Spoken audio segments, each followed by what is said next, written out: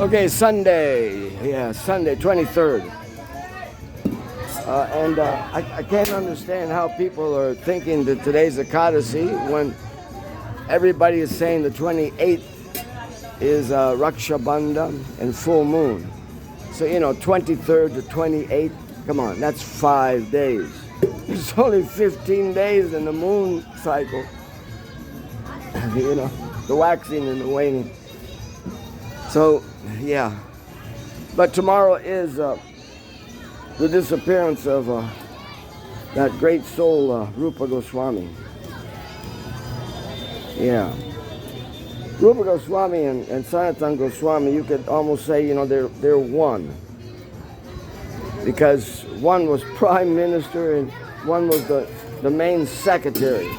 So, so if the prime minister doesn't have a secretary to be able to communicate with everybody, then he isn't a good prime minister. So the only reason why Hussein Shah had any ability at all is because of Rupa and Sanatan. Remember, Sanatan, prime minister. The other, the other name that they give to Sanatana Goswami.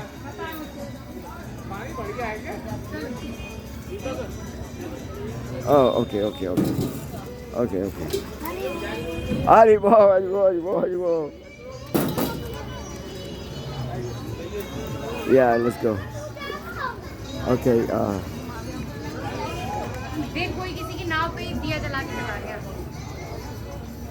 Trying to make this work better.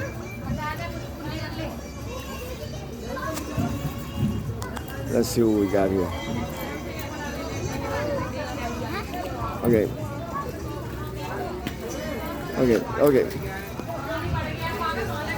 Yeah, we're back online, I hope. Yeah, we didn't lose it and we're back online. Yeah, so you can memorize the names that some people say that were given to Sanatan and Rupa, but they weren't actual names. They were positions within the government. And if you want to know something, around that time, Devaki Haribol, yeah, around that time,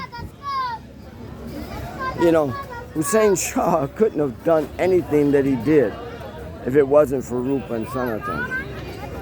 Of course, he had them like in jail, but their jail was a very opulent place. They made it into like a Vrindavan, a setting and everything. And that was in Ramkeli. Ramkeli is a northern part of Bengal. And Ramkeli was the tax collecting place. So at that time, coins came into use. And the coins coming into use, they are always declaring that it was Hussein Shah. Well, it wasn't Hussein Shah. It was the idea of Rupa and Sanatan, because that's the easiest way to collect taxes. Look how much that Hussein Shah depended on them. Even if you looked around, you would see that India did not have coins, but here in Bengal there was coins, because there was traders coming down from China, and there was traders coming all the way across India. So they had to collect taxes.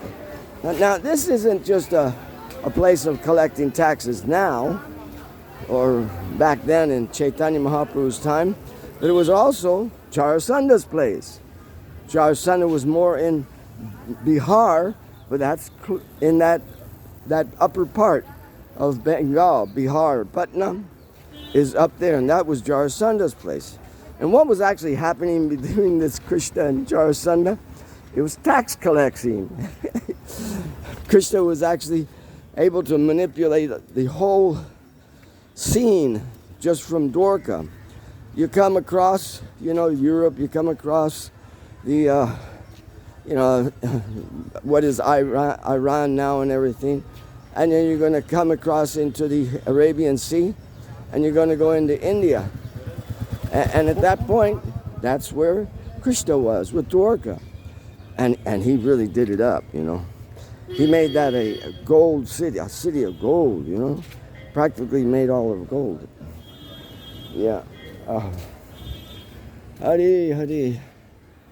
Yeah, a city practically made of gold. Oh.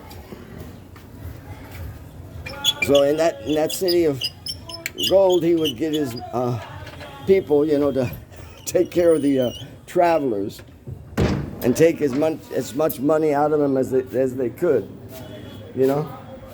So that by the time these travelers, who were now introduced to Dwarka and Krishna taking the charges, when they got over there to Patna, they didn't want to pay. So Jarasandha, all the way on Patna, that's the east side of India, and here is and here is Dwarka on the far west side. So Krishna's already got his hands on their money, and he's already given them way for exchanging. I don't know if he had coins and everything, but here, again, it's being set up by Rupa and Sanatan. You can't tell me that Rupa and Sanatan weren't thinking of Krishna's manipulation. Of course, they were thinking of Krishna's manipulation of all the wealth. Krishna was controlling the wealth that was coming into India just by controlling that entry at Dwarka. And now Rupa and Sanatan are manifesting the same thing here in West Bengal. That's the beauty of these two personalities. They were seeing Krishna, and you know, they were following Krishna's movements. You know, just to have this, just before Chaitanya Mahaprabhu comes, just before, there was a Surya Vamsh king. I don't think you're like just looking at that. There was a Surya Vamsh king, and he had conquered and named the state Utkal. Utkal was Bengal, from all the way from the north part of Bengal, all the way down south to Kanchipur, which is Chennai or Madras, you would call it. So I was quite a way, and they like respected the area because the birthplace of Ramanujacharya is there. So they didn't go any further. So that was Utkal. Then that was conquered by Hussein Shah. In 1490s, he conquered that area. But it's all just to help Chaitanya Mahaprabhu and his movement. In 1493, he took throne and everything, and he overthrew everybody. But he made it united. Don't think badly of Hussein Shah. Hussein Shah was very interested in preserving the culture of Bengal, even the scriptural culture, everything. He wasn't like the British who came in later and even cut the thumbs off of weavers who were expert weavers so that they wouldn't be able to weave the incredible cloth that they were weaving. There was a cloth that existed. It was like air. And you could put it on, it would be cloth, but it wouldn't give any feeling that it was even on you. It was like air. And it could not be reproduced by the manufacturers of England or any place like that. They tried to do it. They tried to take the string and then do it, but their men couldn't do it. So they came back and they cut the thumbs off of the people that were making that. And the tradition was lost. You can't find that cloth anywhere. So, you know, Hussein Shah wasn't in that much. And he was dependent on Rupa and Sanatan. And he knew he was. Okay, he put Sanatan Goswami in jail. Okay. Yeah, we can say he put him in jail, but I'll tell you, he was very much loving them and very much wanting them to keep serving. He didn't want them to go. And he was very, very scared of losing his position, because it was for them. And they are the ones they were the ones that would do all the talking between Hussein Shah's party and the opponent's party. They were like the people that are out there, the defense minister and everything. So they were the people keeping peace so that Hussein Shah could have his money and his leisure and luxury and everything. Well, Krishna blessed him. No one conquered Hussein Shah. No one conquered him. And then he put his son on the throne. So everything came out all right for him. Even though he had lost Rup and Sanatan, his major part, they had already left it so concrete. And they had made it so easy to collect taxes. When you collect taxes by somebody gives you something that they bought, then you have to find somebody that'll buy it. Very difficult.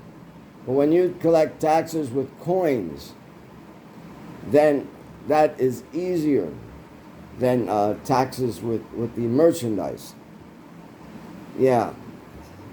So Hussein Shah, he really owed his whole history to Rup and Sanatan.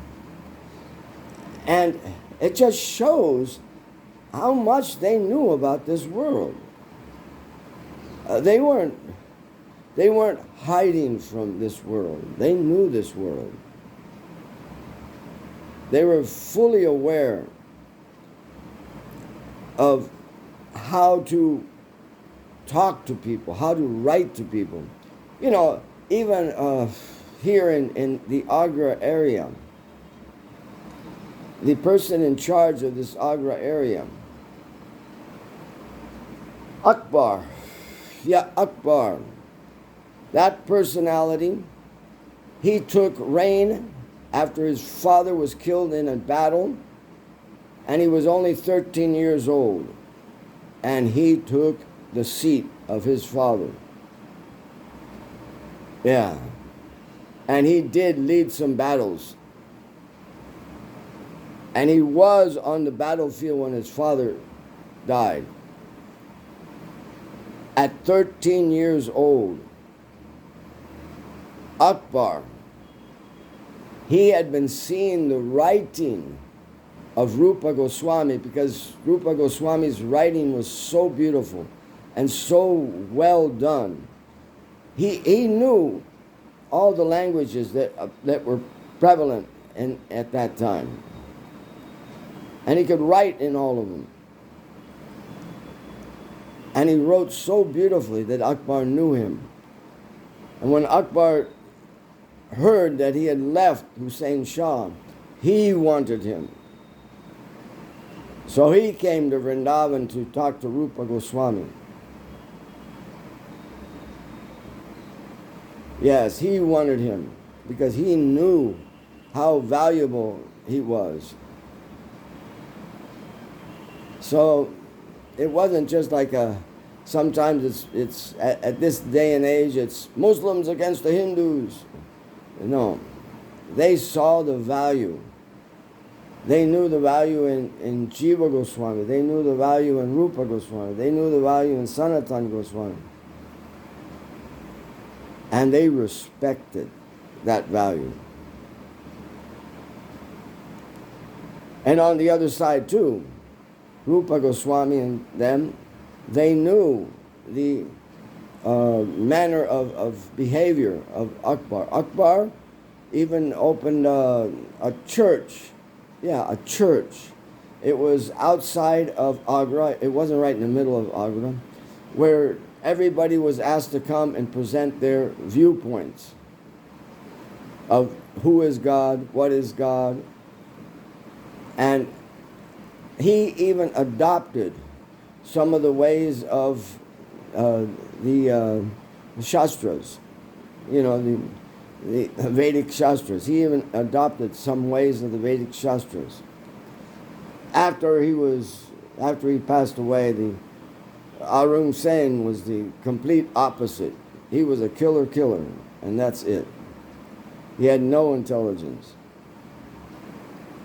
Okay, yeah, I got to go over to Gopinath Bhavan.